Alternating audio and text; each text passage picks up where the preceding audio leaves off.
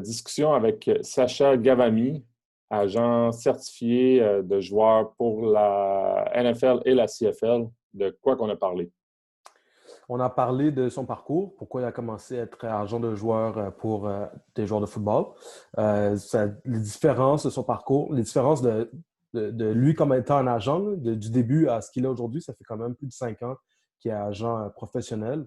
L'évolution du monde aussi des agents, les petites différences qu'il peut y avoir entre la NFL et la CFL dans les négociations de contrats, etc. On ne peut plus rentrer en détail, mais finalement, en tout cas, vous verrez ce qu'il y en est.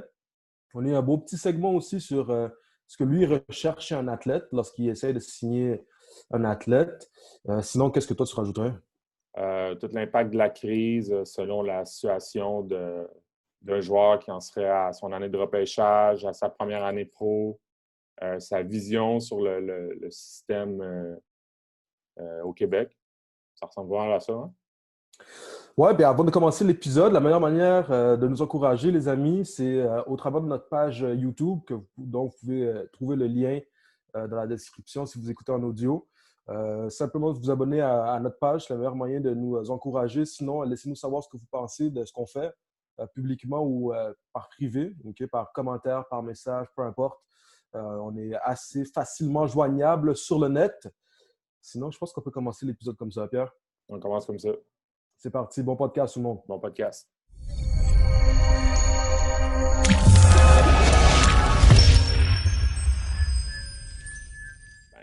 La première question qu'on avait pensé de demander, puis c'est assez simple, c'est juste pourquoi tu as voulu devenir un agent de joueur, puis particulièrement un agent de joueur au football? Parce que on a pris le temps aussi on connaît ton parcours, on sait tes liens, mais pourquoi le football en particulier? Pourquoi devenir agent de joueur?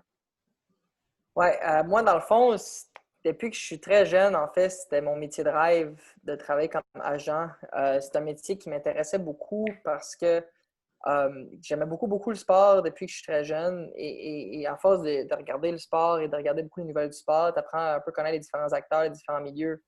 Puis une chose qui avait piqué ma curiosité, c'était quand on parlait, exemple, des agents libres et des échanges et tout ça, on parlait souvent des représentants des joueurs, les agents des joueurs. Et à force de faire des recherches là-dessus, j'ai compris qu'un agent, c'était quelqu'un qui travaillait un peu dans le côté business, mais très axé avec l'athlète, donc qui aidait l'athlète à maximiser son potentiel à l'extérieur de son sport, que ce soit à l'extérieur de la glace, à l'extérieur du terrain, peu importe. Et c'est quelque chose depuis que je pense que j'avais 10-11 ans, que c'est quelque chose qui avait vraiment piqué ma curiosité. Puis je t'avouerais que j'ai un grand intérêt pour pas mal tous les sports. Je les suis pas mal tous de façon assez serrée. Puis le foot, j'ai toujours aimé le foot beaucoup. Depuis que je suis très jeune, j'ai grandi en étant un fan de la NFL, particulièrement des Chargers de San Diego, maintenant des Chargers de LA. Et puis, je fais beaucoup l'équipe et évidemment tout ce qui est la NFL. Puis, ultimement, pourquoi le foot? J'ai eu ma première chance dans le foot. C'est-à-dire avec Laurent, qui était mon premier client, c'était un joueur de football. Donc, je dis souvent, si Laurent avait été joueur de baseball, peut-être que je travaille dans le baseball actuellement. Ou si Laurent était joueur de basket, je travaille dans le basket. Mais il travaille joueur de foot, fait que j'ai plus travaillé là-dedans. Puis, finalement, c'est une très bonne chose parce que c'est un domaine que je trouve super intéressant. Puis, il y a beaucoup de bons talents au Québec et au Canada là, qui cognent aux portes à chaque année. Donc, c'est vraiment agréable. En ce moment, tu vas avec le football, mais est-ce que tu prévois traverser dans d'autres sports?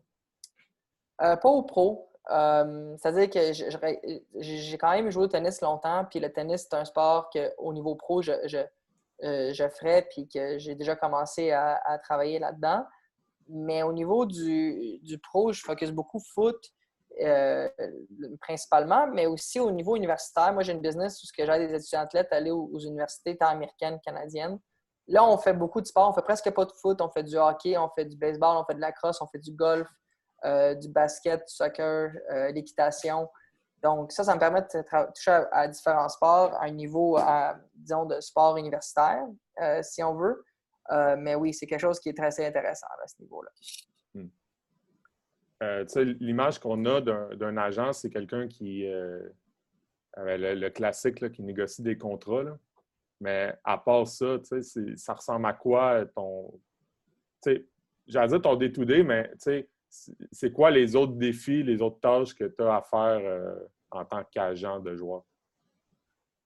Pour contrat, c'est une petite partie du travail. Je pense que, tu sais, dans mon cas, moi, ma clientèle, c'est surtout des joueurs du Québec qui jouent universitaire au Québec et qui essaient de placer dans la plus grande ligue, qui est la NFL, ou sinon dans la Ligue canadienne. Puis, pour ce qui est des espoirs NFL du Québec, bien, c'est beaucoup, beaucoup de travail en vue du repêchage, de les faire connaître, de pousser les noms, que les scouts prennent le temps de regarder, puis de vraiment essayer d'ouvrir des portes. Comme un gars comme Marc-Antoine Dequoy qui a signé avec les Packers, tu sais, je veux dire, on parle d'un demi-défensif, probablement, du sport, c'est très difficile.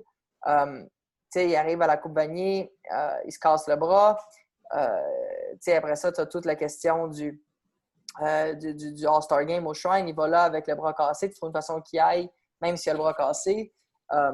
On travaille sur différents scénarios. Je pousse avec les équipes. Puis avec Marc-Antoine, je veux dire, on a travaillé très, très fort pour qu'il puisse avoir sa chance dans la NFL. Finalement, il a été signé par les Packers. Mais c'est beaucoup, tu sais, le contrat devient une petite partie. C'est beaucoup tout le travail de pousser le nom. Après ça, par contre, quand le joueur est établi, ben, c'est tout ce qui est la gestion de la carrière et de tout ce que ça vient avec, le day-to-day. Mais je te dirais que c'est pas juste négocier un contrat parce que sinon, je trouverais ça plate. J'adore la négociation, mais ça reste que ce que tu veux, c'est vraiment aider les athlètes à réussir leur but et réaliser leur rêve. Puis moi, quand je suis capable de faire ma part, parce que moi, je suis juste une petite part là-dedans, pour faire ça, bien, c'est sûr que ça me rend très heureux. Puis je pense que, je le dis tout le temps, la période la plus excitante jusqu'à maintenant dans ma jeune carrière, c'est vraiment tout ce qui mène au repêchage. Ça, c'est vraiment là, très agréable. Est-ce que les plans pour des joueurs qui sont à leur année de repêchage, c'est-à-dire personnalisé, mais j'imagine qu'ils ont toutes leurs particularités selon leur parcours, selon leur capacité athlétique. Comment tu bâtis ça? Comment tu approches ça avec un gars, mettons, ou en début de saison, là, c'est sa dernière saison universitaire, sa 4e année, c'est son année de repêchage. On part de où pour pousser ce gars-là pour maximiser ses chances? Oui, ben, je pense que chaque dossier est unique. Puis j'approche les dossiers de façon. C'est jamais la même formule. C'est toujours. Tu l'adaptes. C'est sûr qu'il y a des choses qui sont assez communes, d'essayer de trouver des façons de. Si quand tu as une bonne recette qui fonctionne avec l'entraînement, avec l'espèce de processus, j'aime ça que mes athlètes vont 2 semaines avant le match des étoiles du Shrine Game aux États-Unis. Pas parce que les entraîneurs américains savent plus que les entraîneurs québécois, juste ça te baigne, ça te met dans le mindset US, tu es devant des joueurs mettons, tu es un O-line, tu vas affronter des D-line, des universités NCAA, des gros programmes. Ça va te permettre de déjà pratiquer comme un gars comme Dequoy s'est entraîné, puis pendant 3 semaines, s'est entraîné avec Harrison Smith, qui est un des meilleurs strong safety de la NFL, puis il a appris la position avec lui. Ça, c'est des choses qu'on n'a pas nécessairement toujours au Québec l'opportunité de faire ça. Donc, c'est quelque chose que moi, j'aime beaucoup faire, mais ça reste que chaque athlète, on va adapter la préparation selon la type de personne, puis l'athlète et dans le fond, tous les critères là, qui pourraient le rendre unique. Toi, en général, dans la carrière, vu que tu te concentres dans le football, dans la carrière d'un athlète, à quel moment tu commences à t'intéresser à des joueurs? Puis ma deuxième question, c'est à quel moment tu les contactes aussi, parce que c'est probablement pas au même moment. Tu sais. Au foot, là, j'essaie de... Tu sais, c'est un sport que tu développes, puis il faut voir non seulement le développement physique, mais le côté mental, le côté de... durability, excusez-moi l'anglicisme. Tout. Puis moi, actuellement, je remarque les joueurs probablement à leur 2e, plutôt 3e année d'université. C'est surtout là, avant la 4e année d'université, ou disons au printemps de leur 3e année, que je vais commencer à les contacter pour m'introduire et expliquer un peu comment moi je travaille, puis qu'est-ce que moi je peux offrir comme service et comment que moi je peux aider. Donc, des fois, il y a aussi des années un peu plus tard, des fois un peu plus tôt, dépendamment, mais c'est sûr que moi, j'essaie de regarder l'œil ouvert puis d'essayer de trouver le bon talent qu'il y a, là, disons, au Québec, puis même au Canada. Ouais. Puis, c'est quoi que tu regardes, parce que j'imagine, oui, il y a les habiletés sur un terrain, oui, tu peux les regarder dans des situations de match, là, mais au-delà de ça, c'est quoi que tu recherches ou c'est quoi qui t'allume? Ben, je pense que trouver le talent, je me fie beaucoup à ce que les recruteurs et les entraîneurs vont me dire. Si un entraîneur et les recruteurs me disent écoute, surveille ce joueur-là, il est vraiment bon, regarde là, c'est correct que tu sois bon, mais après ça, c'est est-ce que tu as l'éthique de travail? Est-ce que tu es capable de te développer?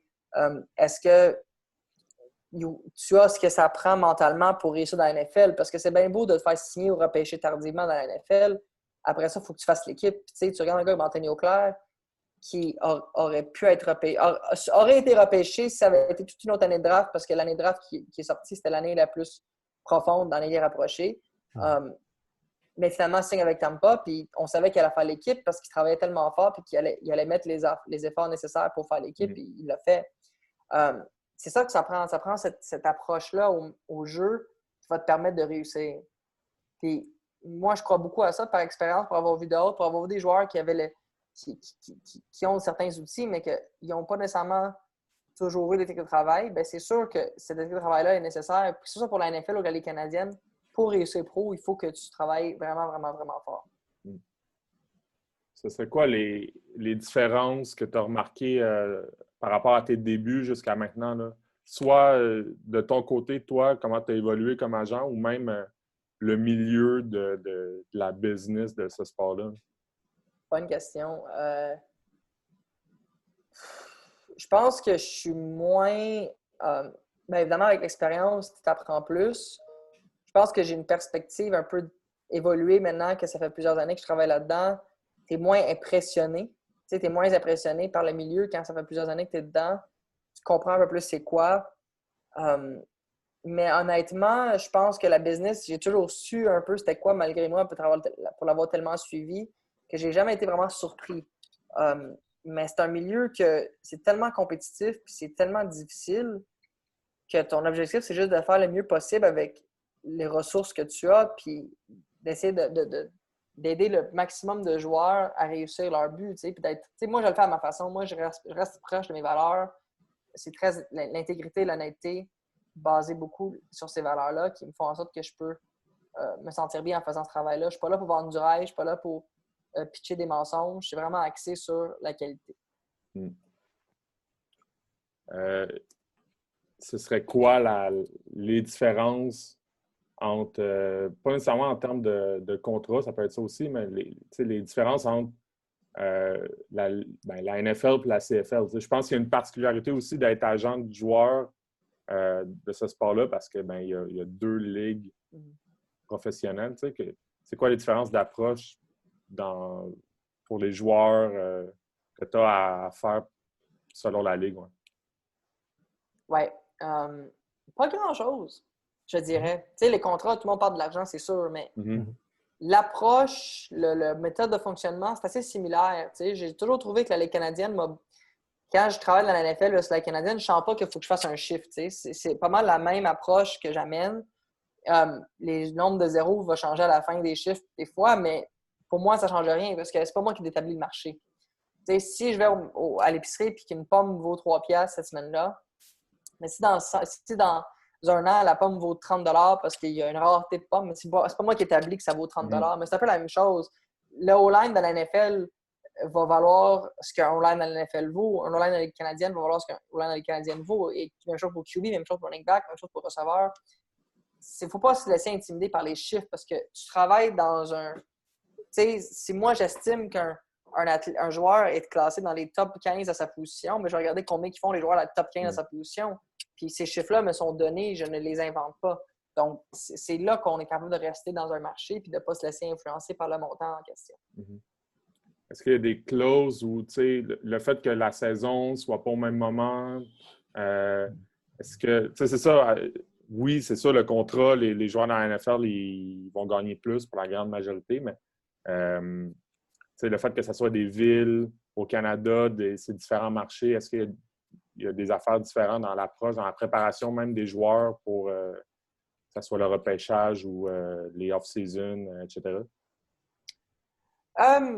Je veux dire, les contrats, je suis sûr que là, on n'a peut-être pas le temps de regarder tout ça, là, mais les clauses des contrats, les conventions collectives sont différentes. Il faut que tu sois capable de t'ajuster. C'est sûr qu'au niveau légal, la chose, les ligues ne sont pas pareilles en termes de le contenu nécessairement du contrat. Mais le timing fait en sorte que, exemple, un joueur que je représente, Sam McGuavin, qui joue pour les Dolphins. C'est un Américain de Texas qui est allé jouer avec Rough Riders.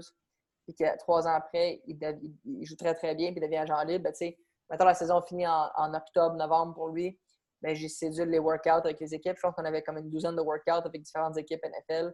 Puis là, on a reçu des offres, puis là, on choisit l'équipe avec qui il va évoluer, puis il a joué pour les Dolphins l'année passée, puis ça va super bien. T'sais. Mais le fait que le timing finit plus tôt, la saison CFL, fait en sorte que tu as cette possibilité-là de faire le saut à la NFL si tu as le niveau pour le faire. Mais ça, je pense que c'est du cas par cas, mais ultimement, le principe de la chose, le principe de la méthode de travail reste sensiblement la même. Tu dois t'adapter aux différentes conventions collectives et aux contrats en question, ça va de soi, mais en termes du style de travail, ça reste très similaire. On n'a pas le choix d'en parler, là. Tu sais, la crise qu'on vit, qu'on a vécue. On a plein de questions, là, mais on va commencer par en quoi, toi, ça t'a affecté, tu sais, en quoi ça a affecté ton travail, le fait que ben, la Ligue canadienne, la NFL, ça commence quand même plus tard que la Ligue canadienne, mais que la Ligue canadienne commencerait bientôt. Il y a eu des annulations, même des combines en vue du repêchage. En quoi ça a affecté tes plans, mettons? Beaucoup. Je pense que juste le processus de repêchage, l'absence de combine, l'absence de chiffres, ça l'a fait en sorte que certains joueurs n'ont pas pu se faire valoir comme ils auraient voulu. On était chanceux en même temps avec Dequoy qui a réussi à avoir son Pro Day avant que tout ça ferme. Ça lui a permis d'aller chercher les chiffres qu'il avait besoin pour réussir. Après ça, mais ça, c'est pas dans ton contrôle. Fait que tu t'ajustes. Je veux dire, moi, ma priorité, c'est que les joueurs soient en santé. Fait que si c'est dangereux de revenir au jeu, je préfère qu'ils ne reviennent pas au jeu et qu'ils restent en santé. Mais ultimement, c'est ça la priorité. Mais c'est clair que ça a eu des impacts, les repêchages, tout. D'une façon chanceuse, ça n'est pas arrivé durant la saison, mais là, par exemple, dans les Canadiennes, ça affecte la saison. À mon avis, elle risque d'être annulée, mais ça reste à voir comment ça va se dérouler. Si à moins que la Ligue trouve une solution, que ça permet de jouer une moitié de saison ou quoi que ce soit, ça pourrait être le fun, mais pas au détriment de la santé des joueurs. Si c'est annulé, qu'est-ce qui arrive? On parlait à Alexandre Gagné hier, puis il nous en a parlé un peu, mais la réalité de cette ligue-là, puis tu sauras nous contredire, mais j'ai l'impression qu'il y a des gars que, ben, s'il n'y a pas de saison, ils n'y arriveront pas. Là. C'est pas une ligue, c'est pas tout le monde qui a la même réalité dans cette ligue-là aussi. Là. Non. Qu'est-ce qui arrive si c'est annulé, qui est le pire scénario? Là? Ben, je ne peux pas parler pour tous les joueurs, mais c'est sûr que tout le monde doit trouver des solutions et penser à des alternatives dans le cas où est-ce qu'il n'y a pas de saison. Puis la Ligue doit faire un meilleur travail, à mon avis, pour appuyer les joueurs là-dedans. Ils doivent avoir un meilleur job de communication. Ils doivent essayer de voir est-ce que c'est quoi les options avec le gouvernement fédéral pour une subvention, une aide pour passer à travers. Est-ce que c'est possible? Est-ce que c'est pas possible? Mais c'est tough pour moi de répondre à ça pour tous les joueurs, mais c'est sûr qu'il y en a qui soit qu'ils vont passer à autre chose, soit que ça va être une année difficile en termes de finances. C'est sûr que le fédéral il offre encore une aide financière intéressante pour les citoyens canadiens, ce qui est mieux que rien. Mais c'est sûr que c'est un ajustement, il faut que tu regardes les différentes solutions que tu as à ta disposition là, par rapport à ça, c'est clair. Puis est-ce que en quoi toi, tu peux aider les joueurs dans ces périodes-là? Est-ce qu'il y a des joueurs qui ont eu peut-être pas des demandes spéciales dans le sens que le contexte fait que sûrement ils ont des besoins plus spéciaux? Comment tu les as aidés? Puis même, je ne sais pas si c'est à propos, là, mais si tu as eu à le faire, comment même ces gars-là, ils peuvent rester motivés? Est-ce qu'il y a un peu un découragement à un moment donné qui s'installe puis que toi, tu le ressens? T'sais? Moi, je trouve que les gars sont quand même résilients, ils comprennent la situation, puis ils travaillent. Ils savent qu'ultimement, il faut qu'ils restent en forme, il faut qu'ils restent prêts. Puis je pense que les gars sont encore très motivés à continuer à jouer au football. Je pense qu'en même temps, ça leur manque beaucoup le fait de ne pas jouer présentement, parce que depuis tellement d'années, c'est une routine. Tu fais l'off-season, tu fais ta saison, tu fais l'off-season, tu fais ta saison. Là, tout d'un coup, la saison est affectée, puis ça crée une espèce de manque, un vide qu'il faut aller chercher. Mais moi, c'est sûr que je suis là pour répondre aux questions des joueurs. Je suis fier d'eux autres parce que je trouve qu'ils ont vraiment pris la situation en contrôle. Ils ont vraiment été proactifs dans la façon qu'ils ont réagi. Ils restent focus sur ce qu'ils peuvent contrôler. Ils restent focus sur leur planning qui peut les aider beaucoup pour l'après-carrière. Donc, il y a beaucoup d'avantages par rapport à ça. Ça a été quoi, mettons, l'impact qu'il y ait là, à part le Québec, au moment où on se parle, là, le niveau universitaire, ils ont cancellé partout au Canada. Peut-être le Québec va suivre, peut-être qu'il ne suivra pas, mais l'impact de cette crise-là, mettons, là, des scénarios, qu'est-ce que ça fait sur un gars pour qui c'est son année de repêchage? Ça, c'est une bonne question, honnêtement. Là. Probablement, on ne sait pas si au Québec, ça va avoir lieu. Mm-hmm. On ne sait pas. Prenons pour acquis que ça va suivre, juste pour les fins de la discussion. Mm-hmm. C'est sûr, si tu ne joues pas, tu as des questions, mais ça reste... La qualité de ton tape en est pas beaucoup. Premièrement, est-ce que l'année de repêchage va être repoussée? Si elle ne l'est pas, est-ce que ton tape junior, donc la saison 2019, est assez bonne? Parce que si elle est assez bonne, j'ai pas de problème. On va travailler sur la technique, on va travailler sur le côté athlétique. Un O-line, je veux dire, vous le savez, là, un O-line, là, on travaille beaucoup de choses, mais si tu es capable d'améliorer ton bend, ta flexibilité, d'être plus bas, d'être capable d'ancrer, c'est des choses qui sont rares. Tu as bien beau avoir une belle shape, mais si tu n'es pas mobile, si tu n'es pas capable d'être flexible, ça n'avancera pas. Souvent, les joueurs ils prennent pas le temps de se travailler sur ces aspects-là. Fait que je trouve qu'il y a quand même beaucoup de positifs à avoir plus de temps de t'entraînement pour pratiquer et pour t'améliorer. Mais c'est sûr que si ton tape junior n'est pas bon, ben là, ça te fait mal parce que l'échantillon de mesure est moins bon. Fait que c'est là qu'il faut que tu regardes est-ce qu'il y a moyen de revenir pour une autre année l'année d'après, puis est-ce que transférer aux États-Unis est une option ou quoi. Mais ça reste que moi, je ne suis pas trop à me paniquer avec ça parce que je me dis, il y a toujours des solutions. Puis ultimement, s'il faut repousser le repêchage d'un an, puis sûrement que ça va être le cas que les gars vont pouvoir repousser d'un an en repêchage, ben tu as cette option-là. Mais profite de ce temps-là pour t'améliorer sur les choses que tu n'aurais peut-être pas le temps normalement de mettre autant d'efforts. Tu sais, les gars, s'ils s'entraînaient pour un camp d'entraînement, ils n'auraient pas le même training que s'ils s'entraînaient en vue d'un repêchage. Fait qu'ils peuvent essayer d'améliorer ces aspects-là de leur game qui est très important. Un peu le même scénario. Qu'est-ce qui arrive pour un gars pour qui il venait de se faire repêcher puis qui espérait commencer le plus vite possible, vivre son premier camp de recrue? Lui, qu'est-ce qu'il fait? C'est quoi le... Puis on va parler, mettons, d'un gars au Québec avec la possibilité d'avoir une saison à l'automne. Est-ce qu'il retourne à l'université? Pourquoi pas? Si tu peux. Moi, je pense que c'est une option. Moi, je pense que dans ces situations-là, tu ne peux pas enlever aucune option de la table. Puis c'est trop tôt pour penser à tout ça. L'important, là, c'est OK, on va regarder comment ça évolue. Puis moi, j'ai un plan de match pour les joueurs, à savoir qu'est-ce qu'on fait, comment qu'on le fait. Puis on regardera ce qu'est la meilleure option. J'ai des équipes NFL qui m'ont texté, me demandaient pour un joueur en particulier, est-ce qu'il va aller aux États-Unis pour la dernière année? Puis ma réponse c'était, pour moi, son tape junior est très, très bon. Puis aller 1 an aux États-Unis, tu n'as aucune garantie que tu vas jouer, tu n'as aucune garantie que tu vas starter. Puis ce temps-là, tu pourrais l'utiliser pour améliorer certains aspects techniques de ta game que tu n'aurais peut-être pas pu faire, comme je disais tantôt. Mais tu sais, la décision est-tu prise maintenant? Non, la décision va être prise lorsqu'on aura une meilleure idée de qu'est-ce qui s'en vient. La RSEQ n'a toujours pas déterminé qu'est-ce qu'elle allait faire. Si la RSEQ décide qu'il va avoir qu'il va avoir des matchs puis qu'il va pouvoir avoir une saison dans la conférence de la RSEQ, bien, ça, c'est super bon. Tu sais, un ou deux matchs contre chaque université du circuit, plus une Dunsmore, puis le championnat québécois, puis c'est fini, puis on merci, bonsoir, puis on règle ça là. Moi, je trouve ça fantastique. Mais ultimement, c'est quelque chose que je trouve qui...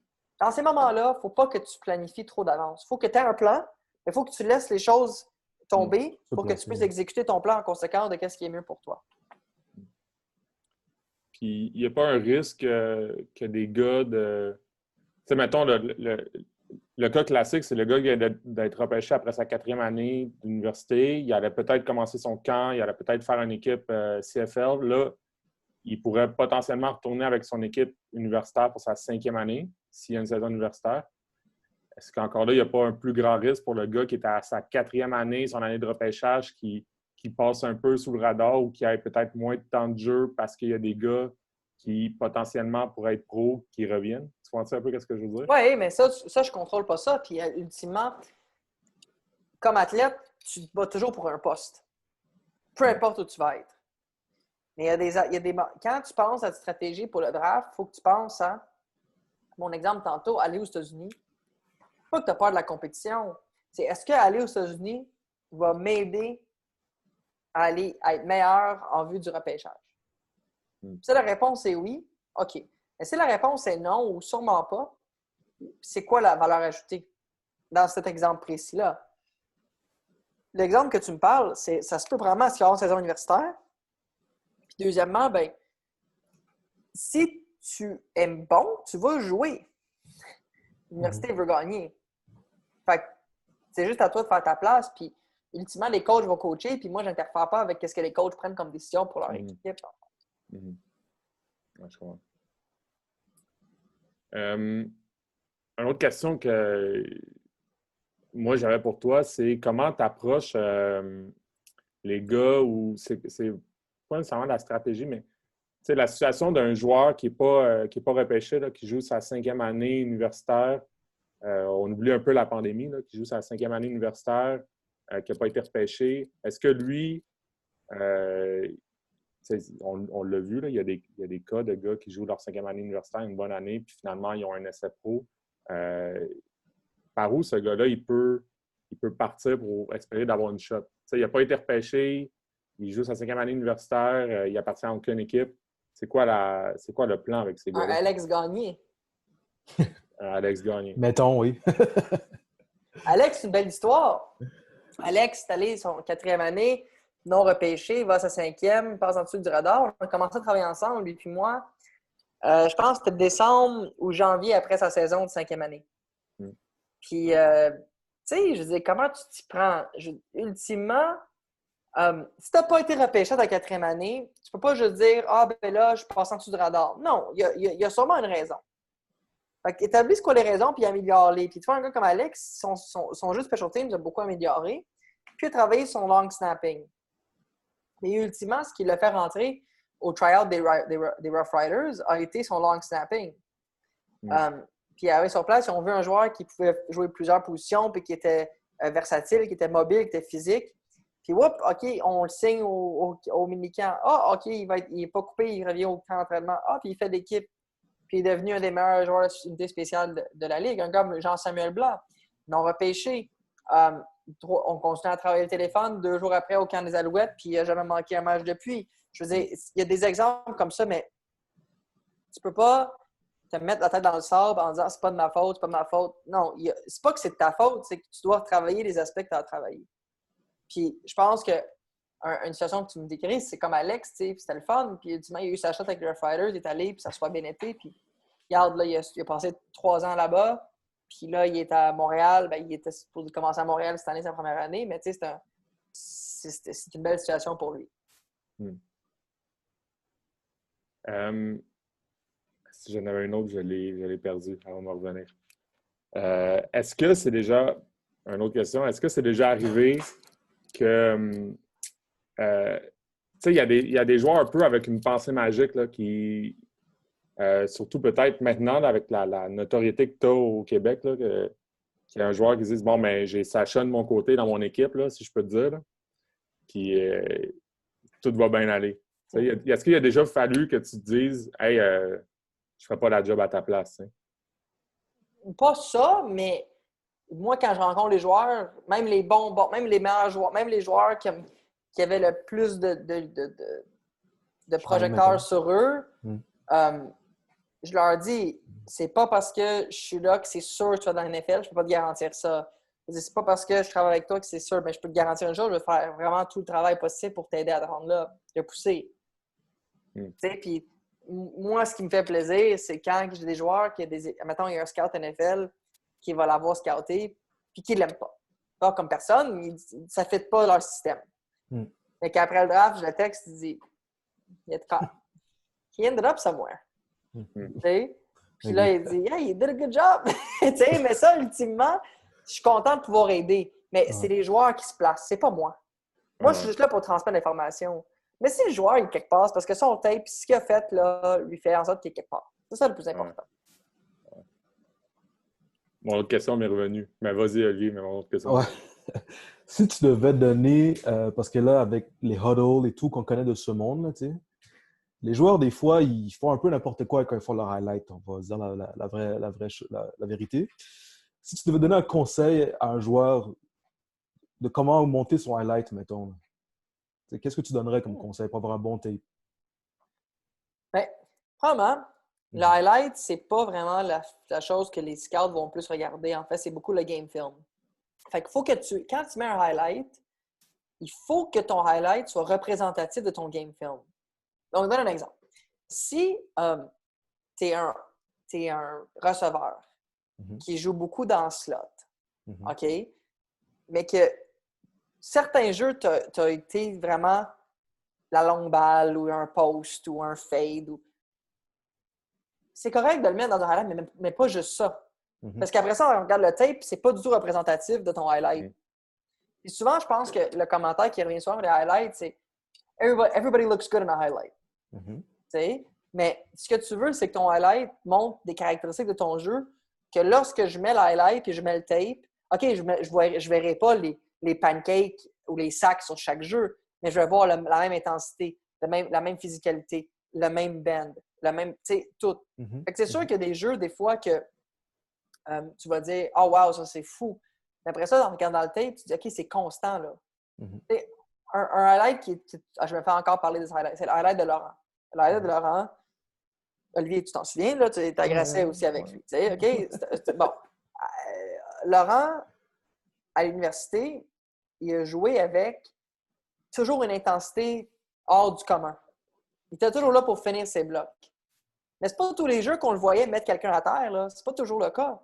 Mais quand tu regardes l'highlight, tu te dis « Oh mon Dieu, le gars, c'est un phénomène. » Mais OK, il l'est.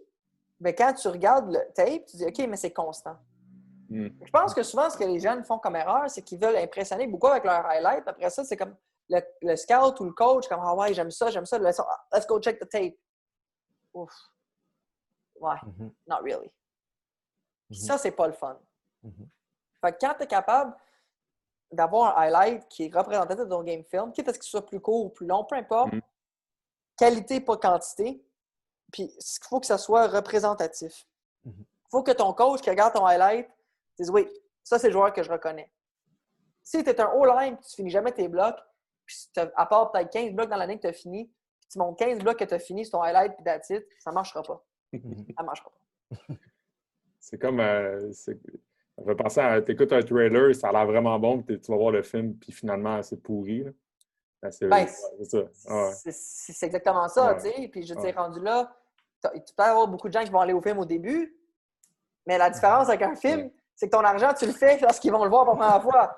Versus, il faut que tu mettes le rating sur Rotten Tomatoes à 85% et plus pour que tu aies une shot, là. Tu comprends ce que je veux dire? Fait que le job n'est pas fait, vous allez voir le tape. Il faut que le tape soit bon. Fait que, tu sais, moi, exemple, ce que j'aime faire, c'est, avant de faire un highlight, je demande à des joueurs, des fois, de m'envoyer quelques clips de bons jeux. Puis là, je le partage avec des scouts juste pour attirer l'attention. Puis là, après ça, je leur envoie le film au complet. Moi, j'envoie pas d'highlight, j'envoie le film au complet. Je dis, voici, regarde ces deux matchs-là, voici ces deux meilleurs matchs, regarde-les, dis-moi ce que tu en penses.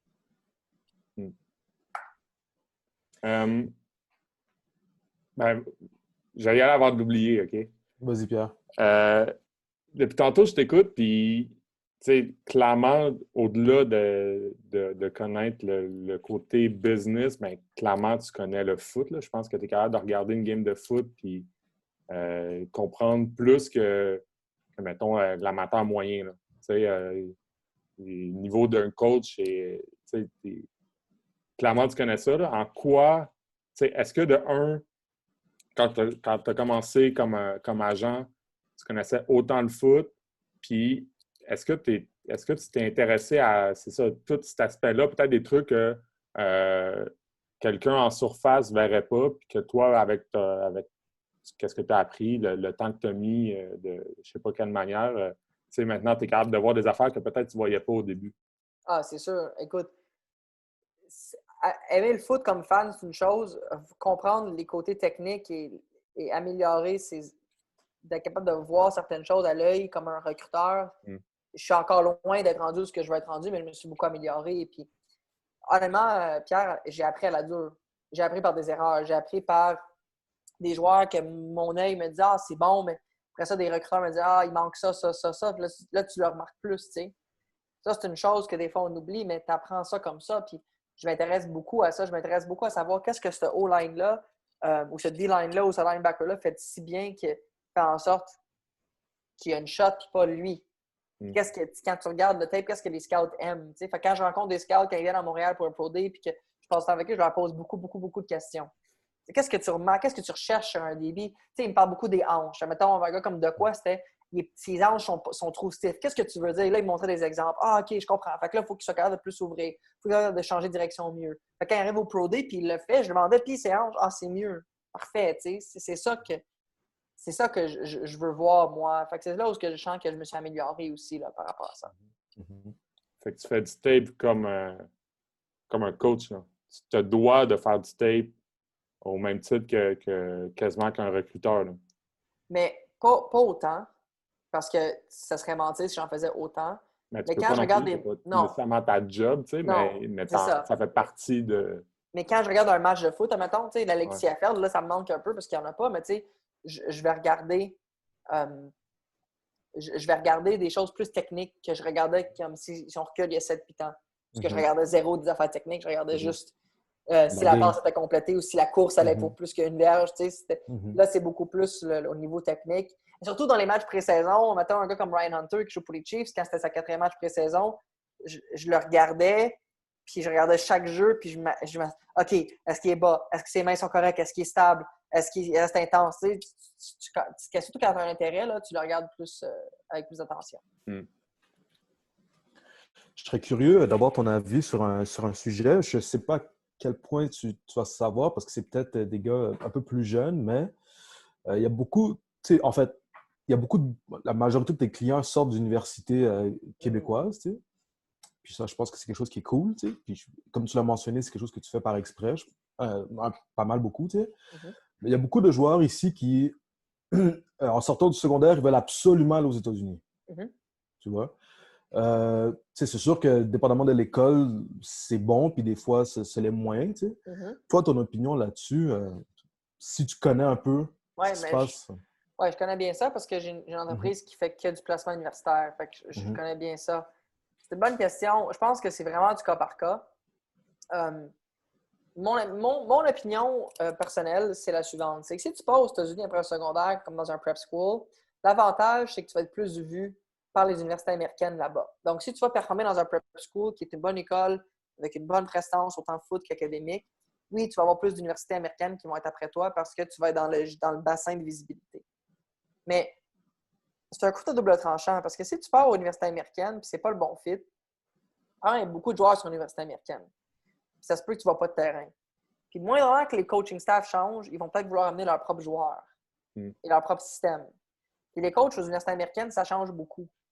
Donc, il y a quand même une grosse adaptation, un gros risque en allant là-bas. Puis je suis d'opinion que le foot au Québec et au Canada est très bon. Puis que si tu veux te rendre pro ou tu veux te rendre loin, tu es capable de le faire au Québec. Tu es capable. Il faut juste que tu t'y prennes de la bonne façon et que tu travailles très, très, très fort pour te rendre. Puis tu mets les efforts pour. Un gars comme Auclair, un gars comme De quoi, un gars comme Betts, un gars comme Laurent. Ils ont tous réussi. Un gars comme David Foucault, ils ont réussi à partir de l'université québécoise. C'est pas parce que tu vas au States que tu ne seras pas capable. Il y en a aussi aux universités américaines qui ont réussi beaucoup, puis tant mieux. Mais il faut que tu ailles pour les bonnes raisons. Si tu y vas en pensant que c'est la seule façon que je vais réussir au foot, non. Si tu y vas parce que tu veux vivre l'expérience, puis que tu veux sortir de chez vous, tu veux vivre autre chose, oui, ça peut être très intéressant. Oui, c'est ça. Parce qu'on a, tu sais, nous, on le vit au secondaire avec des gars qui veulent aller aux États-Unis rapidement. Après ça, il y a l'autre cas de le gars qui fait cégep ici, puis qu'après ça, il va aller aux États-Unis. Ben, c'est ça. J'ai l'impression que, tu sais, là, tu l'as dit, tu as une entreprise pour le faire. Parce que je pense que clairement, il y a beaucoup de jeunes puis quand je dis les jeunes, il y a les parents aussi là, qui ne savent pas où se pitcher. Puis la réalité, ben, c'est que les coachs aussi, là, c'est relativement... C'est pas nouveau comme réalité, mais je pense qu'il y a beaucoup, beaucoup plus de joueurs qui regardent cette option-là sans savoir par où commencer. Bien, l'affaire, c'est que je le fais, l'entreprise, mais pas pour le foot. J'ai très peu de joueurs de foot. Puis quand on en a des joueurs de foot, on leur dit clairement, moi, ça va me prendre vraiment une belle, belle, belle offre pour te recommander qu'aller aux États-Unis, c'est plus intéressant que d'aller à McGill ou à Concordia ou à Laval ou à Montréal ou à Sherbrooke, dépendamment de ton programme d'études, ou même à d'autres universités au Canada, à Calgary, à UBC, à Western, des bons programmes de foot. C'est une question de fit, puis c'est une question de savoir est-ce que c'est quelque chose qui est bon pour toi.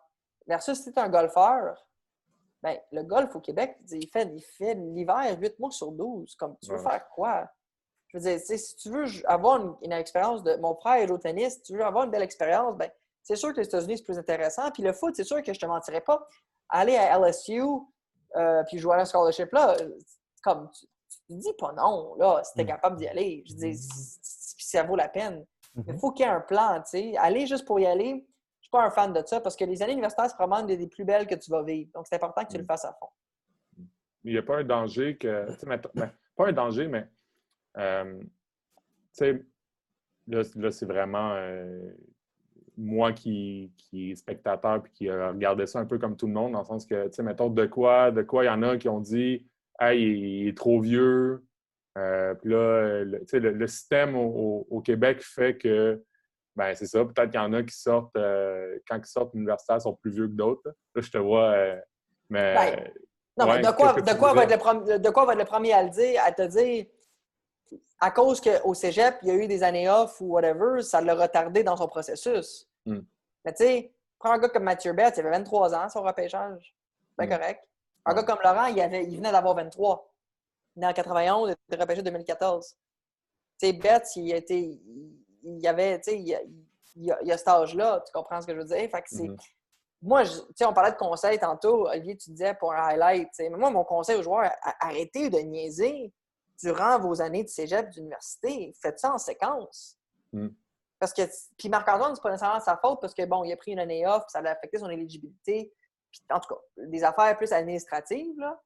Mais des fois, il y a des athlètes qui ah ouais, cégep, ça a été compliqué pour moi. Fait que là, j'ai fini en 3 ou 4 ans. Ah, mais c'est sûr que quand tu finis cégep en 4 ans, tu arrives à 20 ans, 21 ans à l'université. C'est là, oui, que tu arrives à 24, 25 ans. Puis ça... De un, le commentaire de trop vieux, je t'avouerais que c'était beaucoup plus une question de médias québécois que les scouts US, les scouts NFL. Là. L'âge a presque pas été soulevé dans le processus de mon côté. Les gens, des fois, ils me posaient pourquoi il est plus vieux. J'expliquais que le système d'éducation, des fois, faisait en sorte que tu parais plus vieux, pas de problème. Eux autres, ils te veulent pour le maintenant, anyways. Là, ce que tu fais plus tard, mais si tu fais les calculs, OK? Mettons un joueur de foot qui fait son cégep en 2 ans. Parce que souvent, ils le font en 2 ans et demi parce qu'ils veulent avoir les saisons. 3 saisons, oui. Hein? Bon. Mais mettons là, que tout d'un coup, on révolutionnait ça, là, puis que tu te dis, moi, j'ai pas besoin d'une 5e année, une 5e session, puis je peux faire le saut directement de cégep à l'université. Ben, tu arrives 2 ans de cégep, plus 5 ans de secondaire, ça fait 7. OK? Mais ton bac, souvent, mettons, à l'université, tu as 4 ans. Fait que 7 plus 4, tu es rendu à 11. Fait que tu as 11 saisons, mettons, de football. OK? Prends le secondaire américain. 6 ans de secondaire, plus 4 ans d'université. Tu en as 10. Fait que techniquement, tu as une année de plus entre les deux. La différence, c'est qu'aux US, c'est pas vrai que tu as juste 10 parce que tu as ce qu'on appelle le red shirt. Fait que si tu red shirt une saison, ben finalement, tu vas avoir fait 6 ans de secondaire plus 5 ans d'université, 11. Fait que si tu fais 5 ans de secondaire au Québec plus 2 ans de cégep, plus tu es rendu à 7, plus 4 ans d'université, tu es rendu à 11 aussi. Fait que, dépendamment de ton processus académique, tu es capable d'arriver au repêchage NFL comme senior au même stade que des joueurs américains qui rentrent comme senior. Ça, c'est juste que ça faut que tu prennes le temps juste de réfléchir un peu à ça. Pas vous autres, là, mais je parle en général. Il faut que tu prennes le temps, là, quand tu es un jeune, tu penses à ce qui est mieux pour toi, ben ouais, fais ton cégep en 2 ans. Puis à la limite, si tu veux revenir une 5e session, mais ça va être fait par un choix de OK, je reviens. Puis c'est correct de revenir pour une 5e. Je décourage pas la 5e session. Je décourage juste le fait de prolonger le cégep pour aucune raison. Si ça te donne une année de plus pour développer une maturité physique, si, exemple, tu commites à Western ou à Laval ou à Montréal, puis ils sont comme écoute, viens pas en 2020 là, parce qu'on a droit de joueur, viens en 2021, ça va être mieux pour toi pour que tu joues dès plus tôt. Parfait. Parce que dans ce cas-là, ça va prendre 12 ans. Fait qu'un an ou 2 ans de plus que l'Américain typique qui rentre au draft. C'est vraiment pas la fin du monde. Là. Mhm. C'est vraiment, vraiment, vraiment pas grave. Un gars comme Laurent, lui, il a fait son 2 ans de cégep, puis il est revenu, il est allé à l'université, il n'a pas fait de 5e session. Mhm.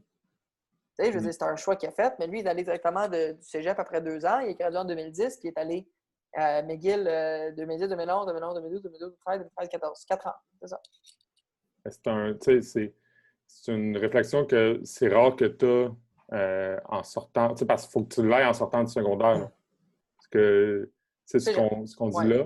oui, Là, c'est ça, en arrivant au cégep, oui, exact. il faut que tu ailles déjà ton plan. Il faut que tu arrives au cégep, là, tu joues au foot, il faut que tu prennes le bon nombre de cours. Faut que tu... Parce que souvent, c'est ça, là, ils vont dire au cégep, puis ils le disent pas de mauvaise foi, mais la réalité, c'est ça, là, c'est qu'il y en a beaucoup qui trouvent ça tough, le cégep, parce qu'ils sont pas obligés d'aller à leur cours, tout, fait qu'ils t'allègent la première session, fait que ça fait que ton parcours est échelonné sur Oui, cinq sessions, 3 saisons, là, mais c'est tough mais d'avoir cette réflexion-là au début du cégep. Là. ouais, mais tu dis que tu veux être athlète de haut niveau, Mm-hmm. puis tu veux l'être, c'est ton but, Mm-hmm. mais ça prend cette discipline-là aussi. Ouais. Tu sais, moi quand je rencontre un Mathieu Betts, puis qui me dit « Ah, moi, je gradue dans 1 an, puis on se rencontre au printemps avant son année de repêchage, puis moi, je gradue dans 1 an. » Je dis « OK, attends, le kid, là, il a gradué son université efficacement. Ça veut dire que tu as tes affaires. Mm. Versus quand tu as quelqu'un qui c'est comme flou, ambigu, puis tu sais pas trop, puis ça se peut, là, des fois, que tu changes de vocation, tu changes puis tu veux changer de programme, mais quand c'est parce qu'il te manque une organisation ou une discipline, c'est pour ça qu'il faut que tu développes tout. Mm. C'est ça, je trouve, mon plus grand message, c'est focus tes études aussi fort que tu focuserais ton sport. Puis ultimement, ça va juste ouvrir plus de portes parce que tu vas arriver à un âge très jeune en vue du repêchage, tu vas arriver à un âge très confortable, tu vas être prêt, tu vas avoir tout ton bac derrière toi, ça va être super cool. Mm. Non, on va le prendre celui-là parce que je pense qu'il y a beaucoup de jeunes qui ne comprennent pas ça, ça. assez vite. Ouais, exact. Ouais. Je suis un peu d'accord. Ouais. Sacha, si tu devais choisir, il y en a peut-être un ou plusieurs, une personnalité publique qui t'inspire. Ça peut être un artiste, ça peut être un sportif, ça peut être un politicien, ça peut être peu importe. Puis comme j'ai dit, il peut y avoir plus qu'une. Peux-tu les partager avec nous? Oh boy! Une personnalité publique qui m'inspire. Tu mets sur le spot, là. Laisse-moi réfléchir un peu parce que c'est une bonne question. Mhm. J'en ai plusieurs. Mhm. Disons, personnalités publiques qui m'inspirent dans différentes sphères. Je pense qu'un classique, c'est pas très original, mais Barack Obama, Mhm. beaucoup. Mhm. Pour tout l'ensemble de l'œuvre et de comment bien gérer des situations alors que c'est pas toujours évident de gérer avec la pression, avec tout ce que ça vient avec. Je pense dans mes athlètes, LeBron James, là, puis je mets de côté le débat parce que moi, Michael Jordan, c'est mon joueur de basket préféré de tous les temps. Mais par contre, je respecte beaucoup LeBron James parce que je trouve que pour la société, LeBron James en a fait beaucoup, beaucoup plus qu'un gars comme Michael Jordan. Puis The Last Dance, c'était super intéressant, puis c'était super le fun à regarder, puis j'ai trippé, ça m'a rappelé des bons souvenirs. Mes premières expériences de sport professionnel, a probablement été la série Bulls Jazz. Je ne sais même plus quelle année, c'était soit en 97 ou 98, mais en tout cas, une de ces deux-là.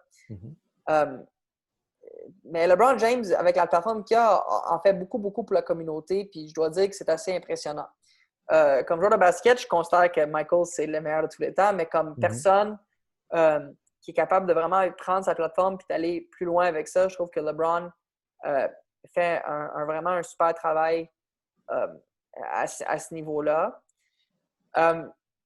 Puis tu sais, tu en as beaucoup de personnalités publiques qui essaient d'aller plus loin et qui essaient d'en faire beaucoup pour la société. Puis, je veux dire, tu prends un Hailey Wickenheiser dans le hockey féminin qui, à mon avis, est aussi inspirante, qui étudie en médecine présentement, qui utilise sa plateforme pour plein de belles choses. Mon athlète préféré de tous les temps, c'est probablement André Agassi, qui était mon joueur de tennis préféré. que je trouvais que... Agassi a comme deux personnalités. Là. Il y a les cheveux longs Agassi dans le temps que c'était plus sur le party. Puis moi, j'ai connu l'Agassi chauve qui était beaucoup plus calme et assidu. C'est plus le deuxième que moi, j'ai connu. Mais je pense que c'est des bonnes questions. Ça, j'aimerais ça pouvoir y réfléchir même plus. Mais ça, c'est des personnes qui me viennent en tête. Je pense que je me rappelle au cégep, j'avais fait une présentation sur des gens, la personne qui m'avait le plus, son histoire m'avait plus inspiré. Puis pour moi, c'était Nelson Mandela. Avec dans l'Afrique du Sud, l'histoire, moi, je trouve ça super intéressant. Donc oui, ça serait ces gens-là, je te dirais. Est-ce que tu aurais un livre, pas nécessairement de football, un livre de sport à recommander? Oui.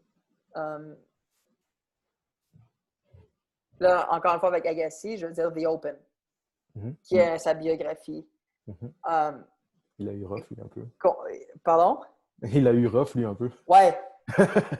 Puis qui te fait réaliser que finalement, il n'aimait peut-être pas tant ça. Mais il y avait comme il était tellement compétitif, tellement réussi que ça le drivait à aller vraiment le plus loin possible avec ça. Mais je trouvais ça intéressant. J'ai trouvé ça intéressant, ce livre-là, parce que ça te fait découvrir une autre facette du monde du sport et peut-être le côté moins glamour aussi de tout ça. De toute ta vie, quel serait un ou plusieurs des joueurs les plus underrated que tu aurais côtoyés? Underrated? Je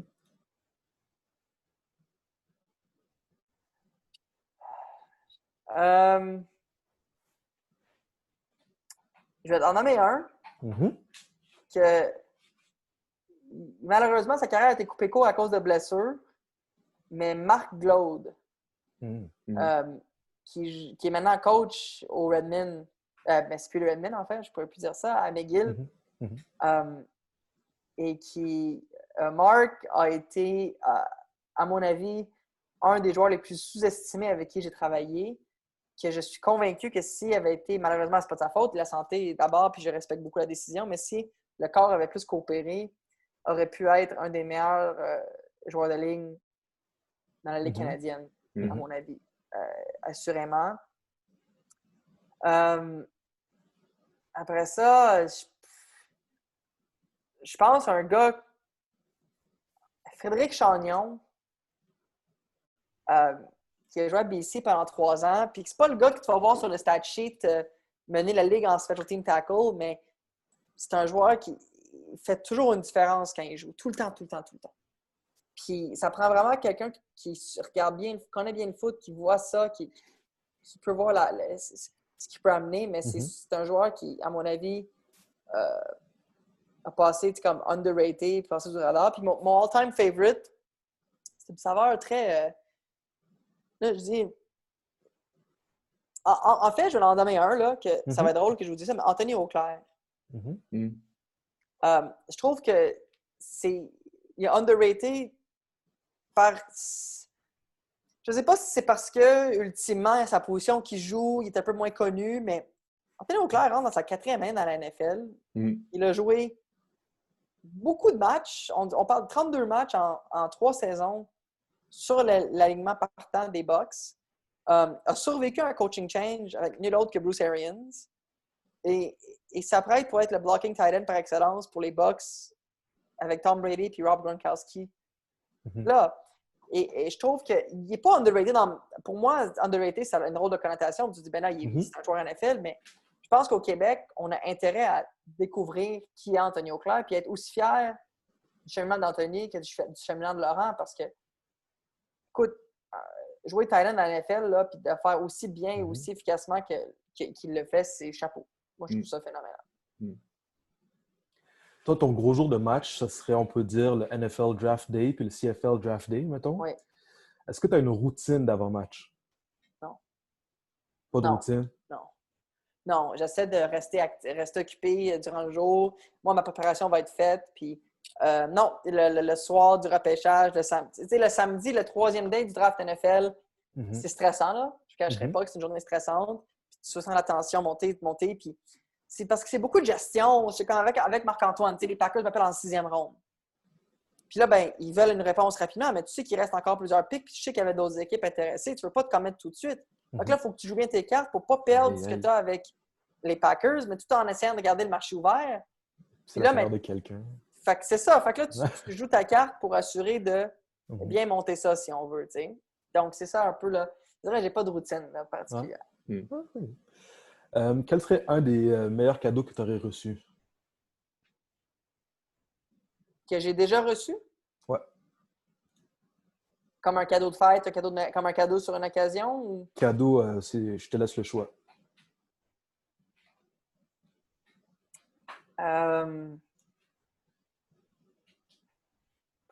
Ouais, c'est kiff. Bonne question. Je pense que... Oh mon Dieu. Mais tu sais, comme cadeau, je pense que je constate toute l'opportunité que j'ai eue comme pour faire mon travail comme un cadeau. Là, mais c'est très quétaine de dire ça, j'en conviens. Ouais. Mais ça reste que c'est quand même une belle chance. Mais je pense que le plus beau cadeau que j'ai reçu... mais quand Laurent et Anthony sont revenus de leur saison puis ils m'ont apporté un jersey signé, ça m'a fait chaud au cœur. Ouais, j'ai aimé ça. Ouais, ça doit. Ouais.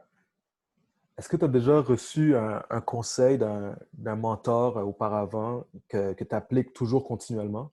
Oui. Un scout dans l'NFL, après le draft de Laurent, je l'ai appelé, puis j'étais comme, écoute, j'aimerais ça peut-être faire ça plus de façon plus officielle.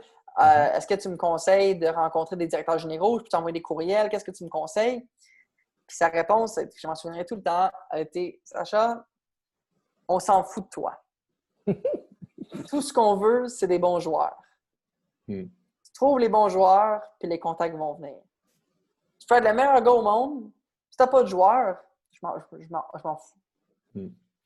On va prendre une bière, on va se dire bonjour, mais tu n'auras pas de valeur pour moi. Ça, j'ai trouvé ça vraiment intéressant, puis ça m'a vraiment aligné pour le reste de ma carrière sur comment je dois m'y prendre dans cette business-là. C'est placer l'autre avant soi, là. C'est quand même... Ouais. Mais tu sais, c'est toujours l'œuf ou la poule dans ce domaine-là. Ouais, c'est ça. Il faut que tu aies des contacts, mais comment tu as des contacts si tu n'as pas de joueurs? Mais comment tu vas avoir les joueurs si tu n'as pas de contacts? Fait que c'est comme cette espèce de... Mais tu sais, je me rappelle, après Laurent, mais mon prochain joueur, c'est Eli Buka, qui a joué à l'Université de Calgary, qui a joué à Montmorency. Puis tu sais, on travaille ensemble. Oh, Cardinals. Oh, l'année d'après, après ça, on va en 2017, Anthony Auclair. Ça a déboulé. 17 équipes au Pro Day. Ben là, les contacts ont commencé à se faire. Fait que c'est drôle comment des fois ça fait tout ça, ça fonctionne tout ça. Si tu pouvais avoir un super pouvoir, lequel tu aurais et pourquoi?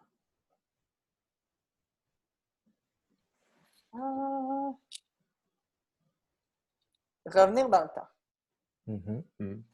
Parce que j'aime pas faire des erreurs. Ouais, j'aime pas faire des erreurs. Fait que tu sais, quand tu es capable de revenir puis corriger, puis dire tu aurais pu faire ça de mieux là, pour jouer sur cette situation, ça serait pratique des fois. Si tu pouvais vivre dans n'importe quelle série télévisée dans laquelle tu vivrais?